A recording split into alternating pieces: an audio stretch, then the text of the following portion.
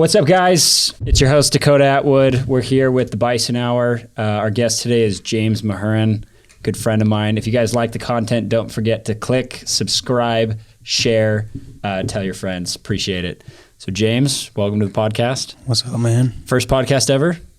Yo. Okay, just make sure you lean in a little bit to the microphone. Make sure that we can hear you. It's tricky sometimes. We'll look at the audio after, and it's not always there. But yeah, dude. So I've wanted to have you on for a long time, just because I think out of anybody that I know personally in my life, you have the biggest comeback story. So tell us, where are you from? Tell us a little bit about how you grew up and your, I guess, younger life. So I grew up. I was born in Kansas. Would never claim that, but I moved around a lot as a kid. It was just me, my mom, and my sister. Then we just kind of ended up in Oklahoma and kind of been stuck here ever since. But you claim Oklahoma over Kansas? Most definitely. I would say Oklahoma's home. It's a little bit more magical than Kansas, but there's a lot of other states that also crap on Oklahoma. It's a great place to be, though. Especially this year. Yeah. Yeah, football's not that great for us right now, especially if you're an OU fan. So moved around a lot with your mom and your sister. And where did you go to high school? I went to Chattanooga High School, south of Lawton. Okay. So did you graduate high school? Or? I did. Okay. And then after high school, where did life take you? So I went to college a little bit at OSU. I didn't finish. Women talk to you and do crazy things. Yeah. So did you follow a girl up to OSU? No. I just went. Yeah. Yeah. But yeah, I ended up not finishing college and just went straight to work basically after that. And what kind of jobs did you have lined up after dropping out of college? So I did I guess a lot of construction, really. For the viewers, that a lot of people that I know, especially a lot of young, hungry entrepreneurs, a lot of them think that college really isn't necessary, and I would agree to some extent. But what was the reason you dropped out of college? I picked a major that I thought I was going to like, and it wasn't anything like what I was thinking. So I ended up just finding a job, coming back home, just kind of working my life away, I guess. Yeah, just grinding everything. And then I know you got into a little bit of trouble when you were younger. Tell us about that. Hanging around the wrong crowd. Yeah. Yeah, you'll end up doing some crazy things if you start going down that path. Yeah. There's a guy that I grew up with. We used to rodeo together. We used to do everything together, and we just kind of took off on the wrong foot. Yeah. And then, obviously getting in trouble sets you back quite a bit in life. And again, it's your choice to go into detail for the viewers and whatnot. But, from what I understand is once you get into, so tell us what you did. So you moved out to North Carolina, right? We took a really long motorcycle trip to North Carolina. It's supposed to be a weekend trip, and it turned out to be about a 6-month trip. Okay. So went out to North Carolina, picked up a motorcycle along the way, took it to North Carolina, and then ended up spending some time in a jail over there. Yeah. How long were you in jail? About 4 months. Okay. And then you got out. And how was life different after getting out of jail than going in before? It really just opened my eyes up. I done some crazy things in life, and I knew that's probably not a place I wanted to be at all ever again. Yeah. So once I got back here to Oklahoma 6 months later, I just kind of started looking at things a lot differently. Was it harder to get a job and stuff like that?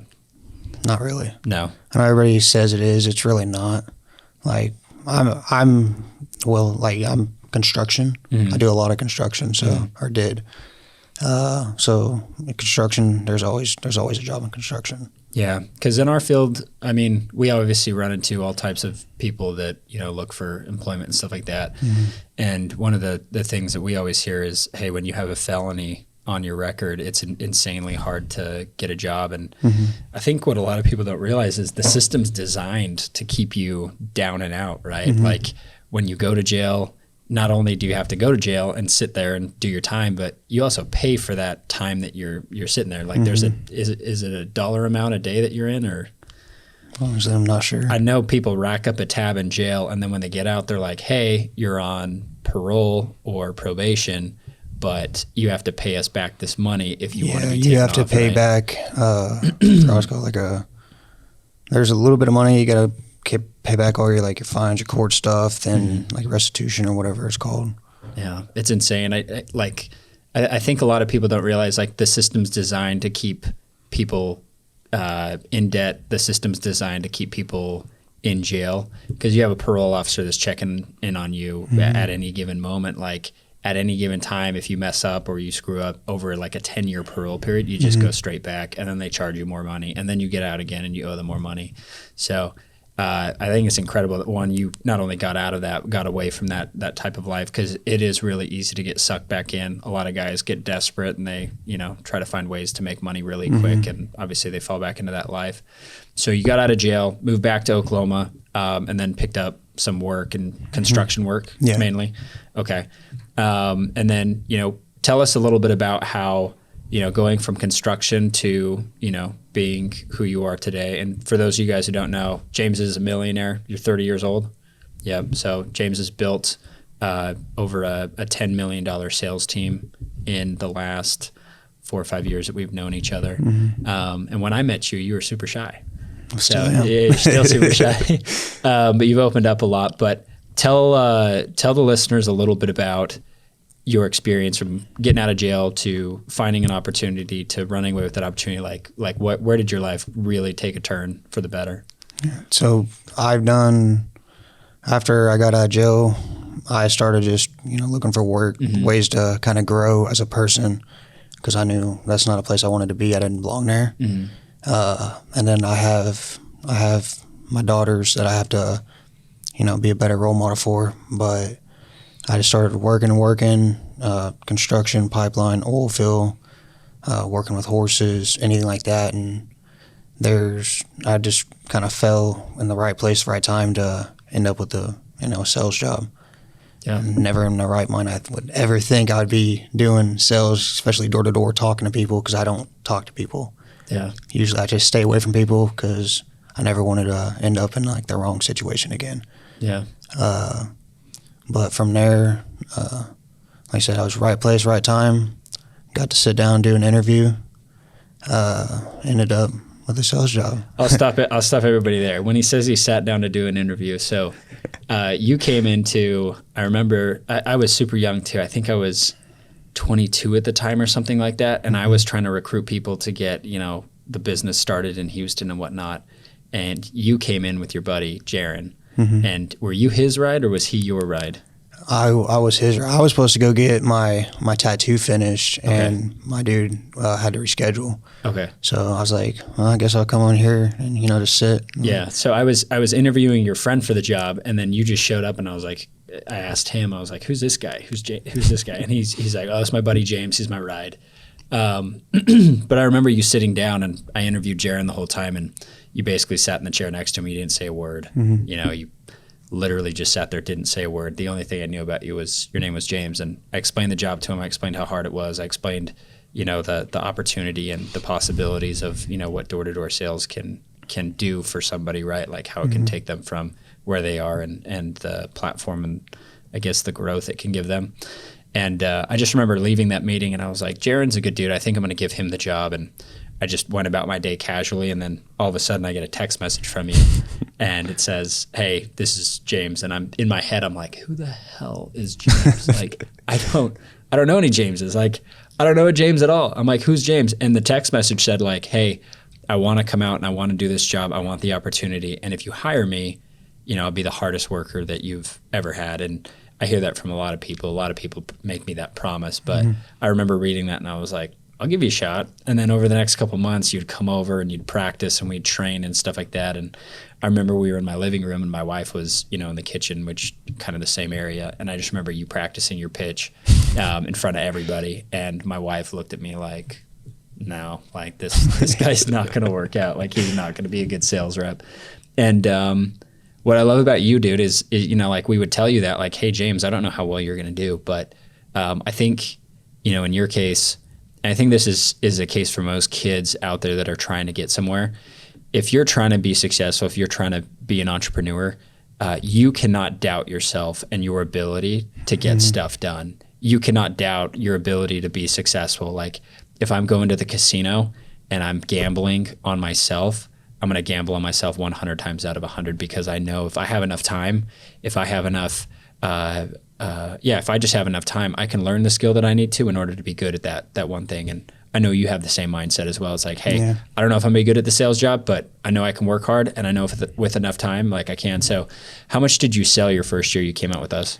My first summer, I sold 84,000 in rev, so it wasn't much. Just fell short of MDP, basically. How much money did you make during that time of learning experience? Because I think most kids don't comprehend that your first year in door-to-door, your first year in any job really, is a learning year. You spend the majority of your time learning, and then years 2, 3, 4, 5, you're just applying the knowledge that you've learned previously while picking up new knowledge. But how much did you make that first year? I'd probably between like 10 to 15,000. That was it. Okay. So I didn't make hardly anything. And then what made you want to come back? Like, if you didn't make as much money as you did work in construction and stuff like that, like what was the reason you wanted to? Honestly, the growth is what brought me back, the brotherhood. So I played a little bit of sports. I've always had, I've always wanted to have like that brotherhood, kind of like help push, you know, hold you accountable to do stuff, and traveling. I've always wanted to travel, and I've never seen myself being able to, you know, travel. So I got to go on my first cruise and hang out with the boys, and it kind of just changed my life. Yeah. And I was still iffy about coming back just because I didn't make much, but that completely changed my whole perspective on it. Like, I came back and had another okay summer, or not as good a summer, but your second summer. How much did you sell your second summer? Not much more, like 110,000. Yeah, but I made MDP. The funny thing about your story is, where most people would give up and quit, you just decided to keep pressing forward. So you sold 110K your second year. You made a little bit more money, maybe like 20 or 25K. Again, like that's the money that you have to live off of for 12 months. And you have to pay, you know, for your daughters and your lifestyle and all that. So we all know that that's, you know, not a ton. So what made you want to come back again? I got the opportunity to go to MDP, our manager's development program. Yeah. And that completely changed my whole life around, because not only am I getting, you know, like this brotherhood or anything like that, I got the chance to actually see what this job offers. From reading the books to transformation, it basically does nothing but just push you to be a better person, and then you're able to kind of give back and give that to other people as well and watch them grow. Yeah. No, I agree. You've definitely changed a lot, just like character-wise and person-wise. Like, I've always taught you guys that better people make better businessmen, or better people just make better bosses. And you've definitely worked to be a better person. So tell us a little bit about, so after year 2, did it make a ton of money? What was the big leap from year 2 to year 3 for you? Mainly just putting all my time into EcoShield, because my first and second summer, I knew I wasn't making that much, so I was doing little side jobs and side hustles in between the when I was supposed to be on the doors, you know, selling. So I was, you know, cutting trees, so building fence. You were knocking doors, and then anytime a side job came your way, like the lady's like, "Hey, do you know a tree trimming guy?" Yeah, you were like, "I'm your guy. I could do it." Yeah. So you were doing work on the side and trying to sell pest control. So you weren't really committed to that one thing. Yeah, I was committed to trying to keep, I guess, my customers happy, and I would always, if they ever need anything else, like outside of the, you know, the bug world, I was there to, you know, help them with that too. So that helped me keep, you know, a little bit of cash in my pocket while I was there, because I wasn't selling like I should have been. And then after that, seeing what this job offers, I decided to just, you know, quit doing that and put all my time into it. And just go all in. Yeah. 100%. And then what was the leap you took from your second year to your third year? Like how much rev? Yeah, how much rev? So my third year, I sold 334,000, I believe. So you tripled what you did your previous best summer, and you also probably quadrupled your earnings, right? Yeah. That was the first time you made over 6 figures, you know, knocking doors. Yeah, it's a good lesson to learn for just anybody. Like, I'm a firm believer, if your attention is spread out over 2 or 3 different projects, like your energy and focus isn't going to take you as far spread out over 3 different things as it would be if you just focused on that one singular thing. And that's easy to see. Like, you maximize your earnings just by going all in. Yeah. So if you guys are out there struggling, or if you guys are entrepreneurs or anything like that, I think a good message is like, hey, if you want to get to the next level, double down, triple down, quadruple down, go all in 100% on one thing until that one thing starts to pay you a ton of money. And then you can focus on other things, right? Yeah. So that was the big leap from your 3rd year. And then after your 3rd year, you qualified for partnership. Yeah. And then you became an owner in the bug business. And then we've been building from there. So over the years that you've been doing pest control, what are some of the key lessons or key takeaways that you've had just as an entrepreneur? Obviously, you're trying to start a woodworking business right now. So what are the main takeaways? What are the big business lessons that you've learned from all of this? I'd say, honestly, put your time in, put in the work. Like, it'll go a long way, and always try to stay positive.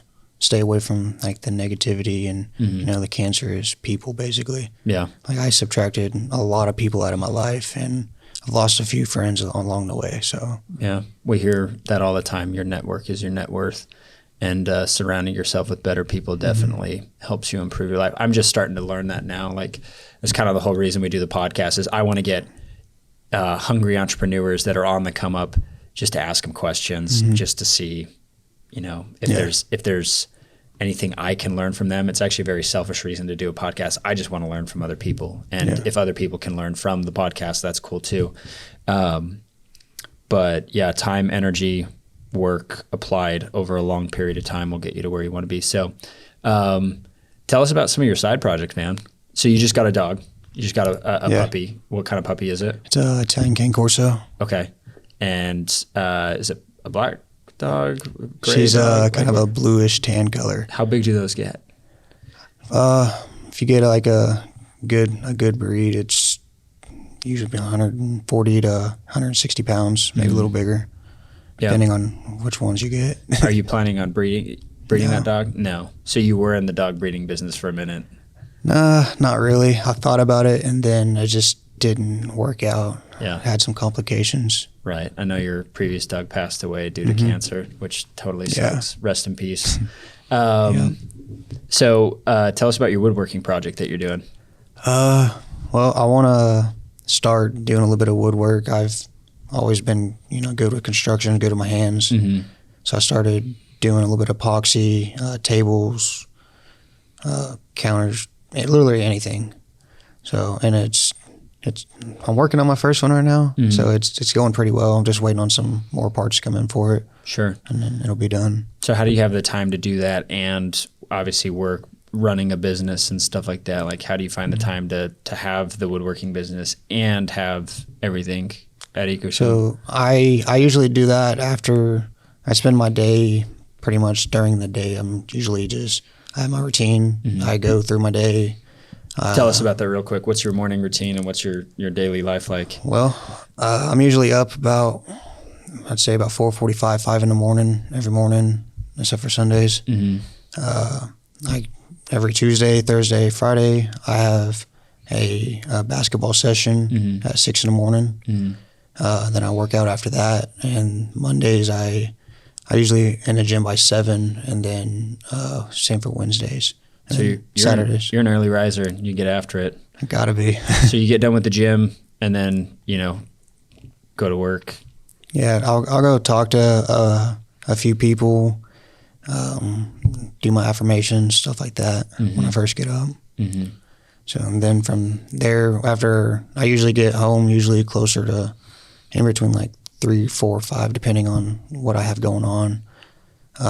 Then I'll take an hour or two and just go work on my tables or whatever I got to do. Just start getting that side hustle. Yeah, and then forward. Spend a little time with the family. What's the goal there with the woodworking business? What's the vision there? It's more of a hobby right now. Yeah. And so I just want to get better at it and just keep building, and then eventually just start selling my work. Yeah, that's one of the luxuries we have in this job. I know people knock the whole door-to-door thing, especially, you know, in the community that I'm in. Like, people ask me all the time, like, what do you do? It's like, I literally sell bug spray. Yeah. Did you do anything else? Obviously, I have other business endeavors and other things that, you know, I've worked on for a long time. But, yeah, I tell them straight up, I sell bug spray. And people look at that. It's not the sexiest job in the world. I remember, you know, on multiple airplane rides, just traveling across the country and stuff like that, people always ask me, like, what do you do? And I'm like, oh, I'm a business owner. Like, I say that because I was never proud to be like a pest control business owner, or just like, hey, I'm in the door-to-door space, or I knock on doors for a living, or I make money by, you know, selling people pest control subscriptions. I used to be so ashamed of that, but we have the coolest job in the world because we get to work for 4 or 5 months out of the year, like actually grind on the doors, run the teams, and do everything that we have to do. And then the other part of the year, we just, like you said, we just have to talk to people. That's it. We make money by using our mouths. We build our teams by using our mouths, and we focus on becoming better people. But it also affords us the opportunity to do stuff like woodworking, or do stuff like, for me, running a tow truck company, or like me starting a podcast, or other things like that. So I know basketball is a big influence in your life. Tell us how you fell in love with the game of basketball, and what life lessons you've learned from it, and how you've applied those into your whole, I guess, life. So when I was younger, I used to go to the gyms, the rec center, because it was right up the road from my house. My mom would be at work, so I'd go there. Just by yourself? Yeah. You ride your bike up and... Yeah, pretty much. Right there and just go play, and then there was usually no one ever there to play. So there's this one guy that was always there. It was a lot older. He used to, you know, play ball with me for a little bit, and I'd never win.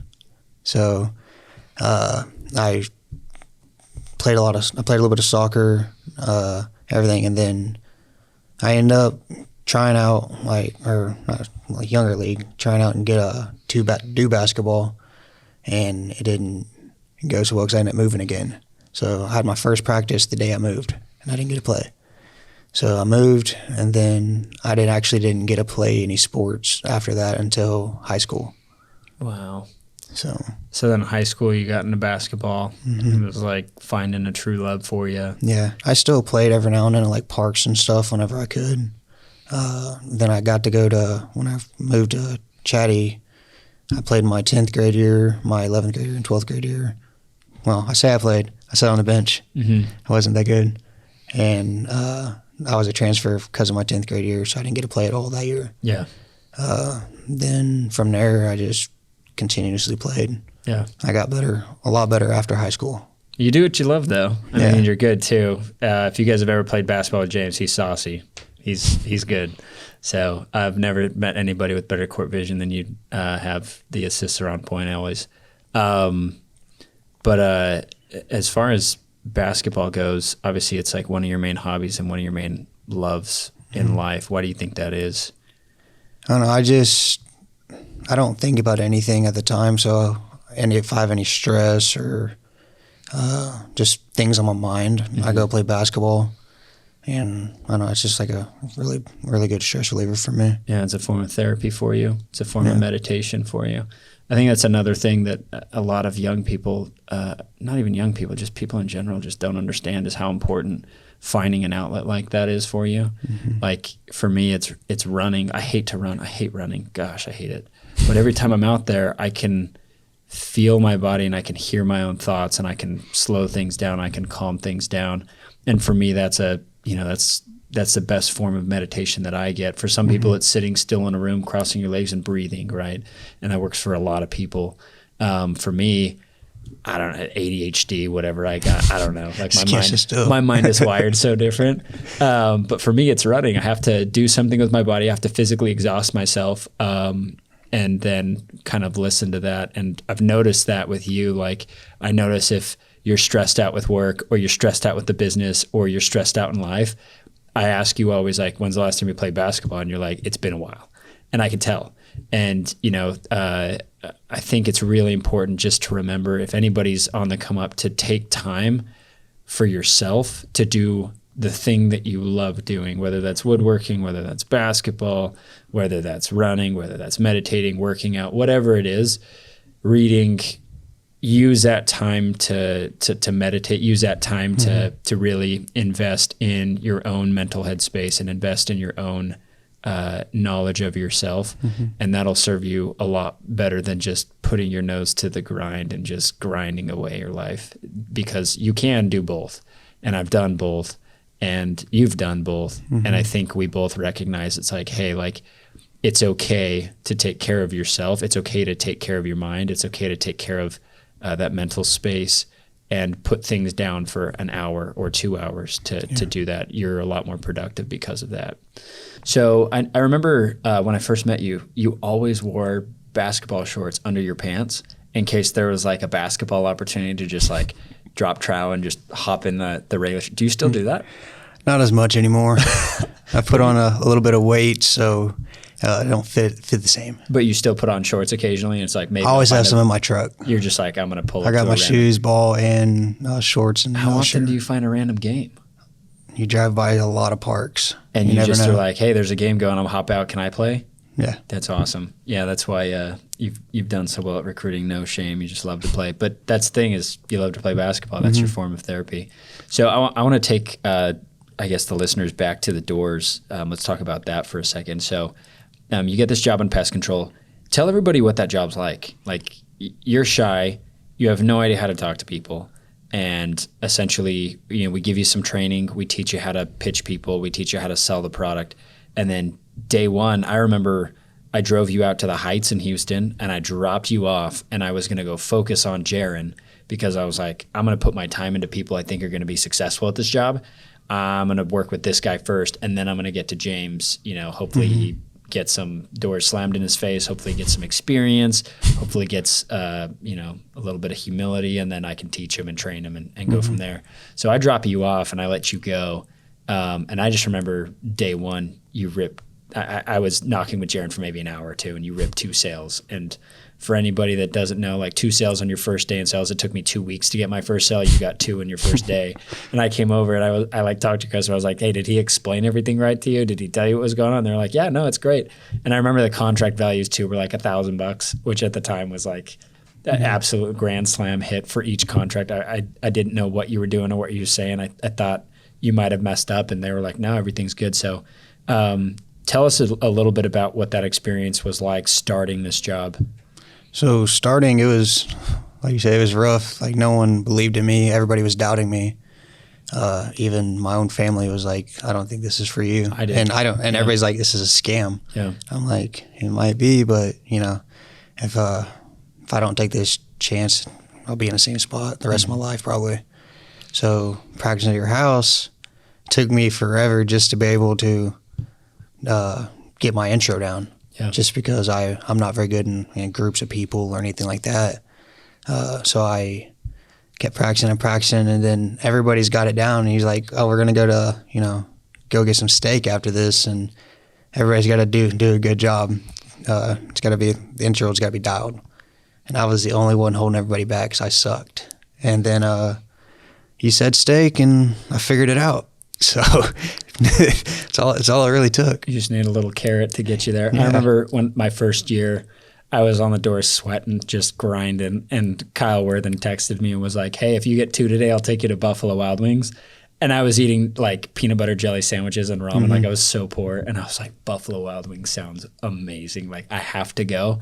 That was more motivation to me, just to have it like a decent meal than making money at that point was, which is funny that now that I look back on that, because it's like you couldn't catch me walking into a Buffalo Wild Wings now. I just think the food's not that great. Sorry, B-dubs, but you're always in our heart. Yeah. It's always there.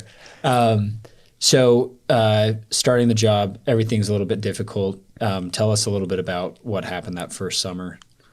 So my first summer, I went down. My first day, I said I basically just believed in myself. I knew I could do it just because, I don't know, I used to have to go find little side jobs when I was rodeoing, riding bulls and stuff to get my entry fee. So I'd go to a neighbor's house, knock on a door, see if they need their lawn mowed or anything like that. So I've had that kind of, I just used that to my advantage. And I don't know, something kind of like clicked whenever I got out there, or something shut off, I guess. Like just started going and didn't focus on anything. I just kept focusing on like trying to keep the words right, and then finally I got someone to ask how much.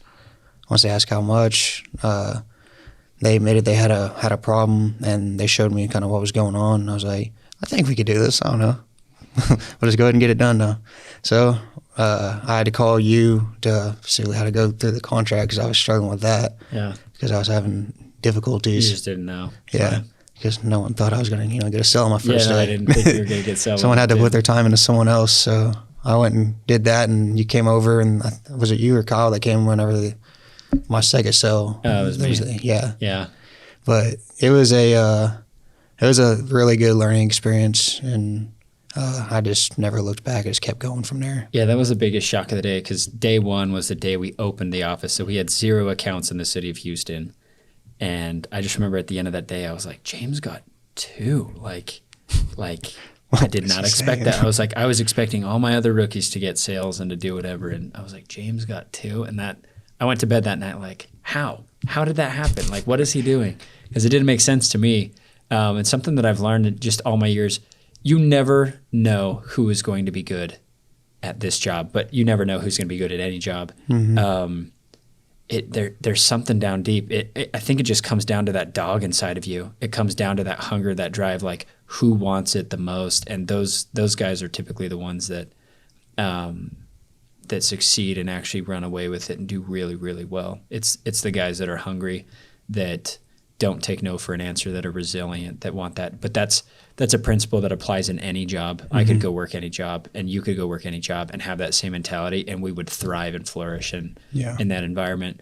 So tell me a couple of your favorite stories from the doors. Like what's your favorite door that you've ever knocked? What's your favorite experience that you ever had with a homeowner? I've got quite a few stories. There's a couple I probably won't talk about, but there's I think one of my favorite one is just being able, when I knocked on this door and this dude had my dream car sitting in his garage. What was it? Well, he had a couple of different cars. He had a Lambo on one side, which was covered up in boxes for some reason. Then he had the GTR right next to it. Right. And the bigger part of the garage, and thing was sick. And I sat there and talked to him for a cool minute about the car, and then he also had one of a big ass lifted truck outside. So I was like, it's easy sell. It's got to be. So I talked to him. He's actually from Oklahoma, so over by Eufaula. He had a lake house in Lake Eufaula. Mm-hmm. So that's pretty much one of my favorite things. I was just able to relate with him. Learned a lot, and he just rubbed shoulders with cool people, successful people. Yeah, it's so successful you can cover your Lamborghini up with boxes and it's insane. But it just you get to meet a lot of cool people out there, professional like athletes and like that, like Tracy McGrady. So like you get to meet all kinds of people. Yeah, that's probably one of my favorite parts about the job is you do run into the dicks. There are some people that, man, are super mean to you. But with every person that's a Karen or a Jerry, there is an equally more just like awesome person that answers the door. And it always seems to be the super wealthy people too. Yeah. Like you're always scared and nervous to go up and knock on their door. But the wealthy people are typically the people that are like, what's up, dude? What do you got? You're out here hustling. You're out here grinding. I get it. I'm from that, Yeah. You're the difference between you and me is 20 years. And you run into those people and they just give you life advice, knowledge, and just pearls, and you learn so much from so many different people. I think that's one of the more beautiful things about what we do. What's the funniest experience you've ever had on a door? What's one that when you look back, you just like crack up and start laughing? Like, I can't believe that happened. And I think one of them is whenever I pulled up into a neighborhood out in Bender's Landing, which is a really nice area. It was me and Gage, and he pulled right onto this dude's sprinkler system, and it was like just like busted the sprinkler head. Yeah. Was it like actually like spraying at the time, or you just pulled over, didn't see it? Didn't see it. Okay. And then the dude just went crazy on Gage. Yeah. So I got to just sit there and just laugh at him, and then he ended up hitting a curb right after that, like a couple doors down. Whenever he's pulling out, so I was like, all right. So that dude is always just blowing tires, and I think that's made it a lot more Out of all the doors, interesting. out of all your experiences in door to door, Gage blowing a tire, busting that dude's sprinkler is your favorite? I would say so. Just the way the dude reacted afterwards. Was he just cussing him out and stuff? Yeah, just cussing just him out. Going into him. Yeah. Did you? And guys he ever- kept following him too. Did you ever fix a sprinkler head? Someone did. Somebody went back. Yeah. Yeah, So- we probably was that our first year. First or second year, I yeah. feel like if that happened now, we would call them up and just go fix it. Like, Yeah. we have to be that type of company now. Yeah, we definitely. I would go fix it myself, even if I didn't do it. We're a lot more professional than we did back in the gunslinging days when we started. Well, cool, dude. If there's anything that you want to say to the viewers out there, well, I guess before we get into that, what's your goal? Like, where do you see yourself in 10 years? What's the plan? What's the vision? So I want to have my land out probably like around Newcastle. I want to build a good size. How much land are we talking? I'd say 5 to 10 acres is perfect for me. Gotcha. I want to build a barndominium and have a big ass shop out there.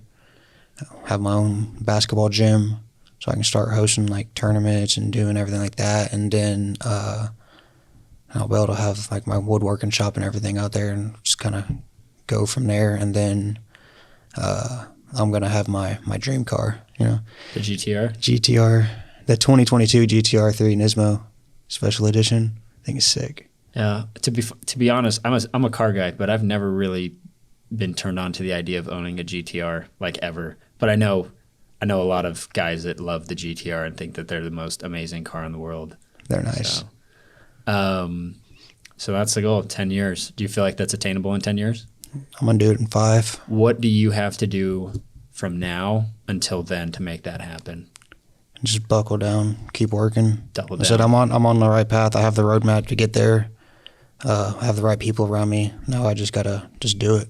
Yeah, no, I agree. You got a good support group. You got good people around you to mentor you and teach you and walk you. That's another cool thing about our social circle is there's so many people that I look up to. In fact, I would say almost everybody that I work with at EcoShield, especially the partners, is I look up to every single one of them. Even if there's a partner that comes in that's young, is like 21 years old, like I look at them like, dude, how are you such an amazing person already? Like if I could have been like who you were at 21, I would be a lot further along than I was. And so it's really cool because we work with just some amazing people, and to surround yourself with better people, like you said, is going to get you to the next level. But I love it, man. The advice you would give to any entrepreneur that's on the come up right now, what would you tell them? If everybody was you 5 years ago, what advice would you give yourself, or what advice would you give somebody like you? I'd say just buy into the thing, be all in, grind, work your ass off to get there. If the work you put in now is going to set you up a lot further in life, that'll put you ahead of the people your age, probably 5-10 years ahead of them if you just buckle down and do what you're supposed to do. And I think that's applicable in any job too. Yeah. Right? Like it doesn't have to be, I would recommend for any young 20-something-year-old, go and get a commission-based job to where you have no ceiling, where you have no cap limit, come and knock doors with us and sell pest control. Like we're here for you, obviously. But I think even if you're working in like a welding shop, let's use that as an example. If you find a way to add the most value to the owner of that shop's business, you're going to be indispensable. They're going to want to keep you around for a long time. They'll even promote you. They'll promote you some more. They'll pay you more money, stuff like that. Like you have to make yourself invaluable to people. And, for you, your rookie year, although I didn't think you would do well, you made yourself invaluable by being, the top rookie in our office. And I'm glad you came back and, you've continued to be that guy. You've made yourself invaluable to the business. And I think that's really important for every kid. I think most kids show up to jobs nowadays expecting the best. I think people graduate high school and think that the world owes them something. So they go get a job and then they start saying, hey, pay me more money. I deserve this. I'm busting my ass here. And in reality, you're working a 9-to-5 job that's maybe paying you $14 an hour that you could go pick anybody off the street to go do that job. You're not owed anything. If you want to get to the next level, you have to find a way to add so much value that people are willing to pay you whatever you want them to pay. Yeah. And I think for you, you kept trying to go back to the construction jobs, back to the oil field jobs after doing pest control. I think you realize that the hourly wage wasn't for you anymore. Yeah. And just working under people was like them kind of just knowing you're not going to be able to grow with them. Mm-hmm. Like you're only there and you can be replaced. And there's a lot of people that are caught in that trap too. Yeah. I said, you make good money in the oil field, pipeline, whatever it is, but you also know you can be replaced and like you're not that important to them. Yeah. Like you're not going to be in their shoes. You're not going to take their spot or their job or their business. Nor do they want you to take their job, their spot, or anything like that. You're just a person to them. And I guess with EcoShield, everybody's family, and you just continuously just see them grow and grow and grow. Yeah, there's definitely no cap to what we can accomplish and what we can do here. What's your vision for EcoShield? Where do you see EcoShield going in the next couple of years? I see it getting really, really big. We're growing faster than I don't know any business that grows as fast as EcoShield. Yeah. I think it's going to get up there with some of the big dogs. Yeah, I think legitimately one day we'll be the largest pest control company in America. It's going to take, I don't know, maybe another 10 to 15 years, but I do think that is in the realm of possibilities for us as a company. Well, James, I think that's pretty much it. All the questions that I have for you. Is there something that you want to tell the viewers or any questions you want to ask me while we're sitting I have here? a question for you. What was one of your craziest moments on the door? Oh, man, there's so many. Do you want like a happy experience or like a bad experience? Give me one of both. The most discouraged, we'll just go through like bad experience. The most discouraged that I've ever felt ever in my life was my first week knocking doors. I think I went through a couple neighborhoods and the guy that was training me was telling me like, keep knocking, keep knocking, keep knocking. And, you know, I'm a week into this and I've made $0. And I believed I could get good at this job and I was getting closer when I was talking to people. But I remember knocking on this one door in Arizona and this guy came out and he gave me the objection like, hey man, I do it myself. And I rolled that. And then he gave me the objection. I have a guy and I rolled that. And I kind of noticed, I was like, wait, you do it yourself and you have a guy? Like, so I figured he was just lying to me at that point. He gave me the spousal objection. I got to talk to the spouse and I rolled that objection. And I'm getting excited because I'm like, dude, I'm just rolling these objections left and right. Like it's actually working. And it got down to, I rolled like the 6 or 7, I don't have any money, rolled that objection. Like I got down to like 6 or 7 objections. And then he hit me with one that I'd never heard, you know, especially my first week. And he was like, I like the bugs. And I kind of like was taken aback by that. And I looked at him like, you like the bugs? And I take responsibility for every mistake that I make and everything that I do. But the way that I looked at him was almost kind of condescending or, it was condescending in the way that I just kind of judged him. I was like, wait, you like bugs? And he took extreme offense to that. And I think he was also upset that I wouldn't leave him alone. Mm-hmm. And he's like, well, buddy, have a good day. And he like shook my hand. And when he shook my hand, he grabbed it really hard and like wouldn't let it go. So I'm like trying to let go of my hand and I'm on his porch. So we're on this concrete porch. There's probably about 3 or 4 steps down. And he takes me and he grabs my hand. He won't let it go. And he like pushes me and like walks me off of his porch, walks me off his property, and then like shoves me. And then he tells me to get the F out of there. And I just remember like a weekend, no sales, nothing. And I just remember like I started crying on the curb. Like I didn't sit down or anything, but I was like just sitting there thinking like, what the heck just happened? And I started crying and crying and crying like, why is this so hard? This sucks. And I called Danny up and I was like, is this normal? Like, does this stuff happen all the time? And he's like, no, like that never happened to me. Like, no, it's not normal. Just keep knocking doors, keep your head up, like stay in a positive attitude. And, you know, I kept knocking, but I didn't get any sales that day. And then, you know, just to keep it, you know, in the realm of like the story, but probably the coolest moment I had was actually my first deal. So I remember I knocked 2 weeks in Arizona. I didn't have any sales. And then I moved out to Oklahoma City. I had no money. And my first day, I remember thinking that somebody would come and help me, like somebody would come and knock with me and show me how to get sales. Because again, I'd knocked for 2 weeks and nothing. Mm-hmm. So I'm in our training meeting and I don't know anybody. It's my first day on the job. All the people that are in the meeting, I don't know. The guy that recruited me to come out and work with him didn't show up to market yet. So I'm out there alone, don't know anybody. And my boss at the time, Aaron, looked at me. I'm sitting in the back of the meeting because I wasn't comfortable sitting in the front or in the middle or with the guys.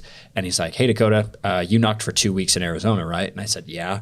And he goes, do you feel like you have it figured out? And I didn't want to say no, like look bad in front of my boss. So I was like, yeah, I got it figured out. And he's like, all right, you're going to go with this guy. He's going to drop you off. And so the guy that I was riding out to Hood with his name was Dallin Patterson. And I remember he drove this like old piece of crap like Toyota. And he's like, well, sorry, I got to clean up my car real quick. And like in the passenger seat was just like filled with like water bottles. And for me, I was like, I can't afford gas right now. So this is my ride out to area. Like, cool. So he like moved all this garbage and water bottles into the back seat, drove me out to Moore, ended up dropping me off on a street. And I started knocking, and the first person I talked to was a guy working on his truck. He's like, nah. And he just kept knocking, and I could feel that the sale was close. And I just remember knocking on this door, and this guy came out, and he had an Oklahoma City Thunder shirt on. He had like kind of like purple dye in his hair. I think he was playing dress up with his daughter, something like that. But I remember the guy's name. His name was Jason Kessinger. He was the first customer I ever sold. And he came out, he asked how much, and I showed him a wasp nest on the side of the house, and he told me no, and I rolled the objection. And I just got into the mindset of, I'm not leaving this house until you say yes. I'm sick of not getting any sales. I'm sick of not getting any deals. I'm sick of not having any money. Like, I'm not leaving until you say yes. So he said, I need to go talk to my wife. He goes inside, and the entire time he's inside, I'm just prepping. Like, when he comes out, I am closing him. And he came out, and he was like, yeah, man, I talked to the wife, and she said no.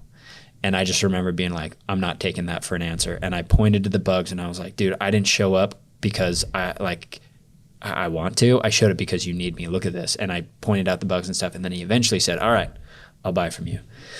And I remember when I was filling out the paperwork, I just started shaking because I was so just elated that I finally got my first sale. And it wasn't, a sale that anybody helped me with. It wasn't a sale that was a lay down like, yeah, I need pest control. How much is it? It was something I had to work for. And it was the culmination of 2 weeks of really hard work to get that.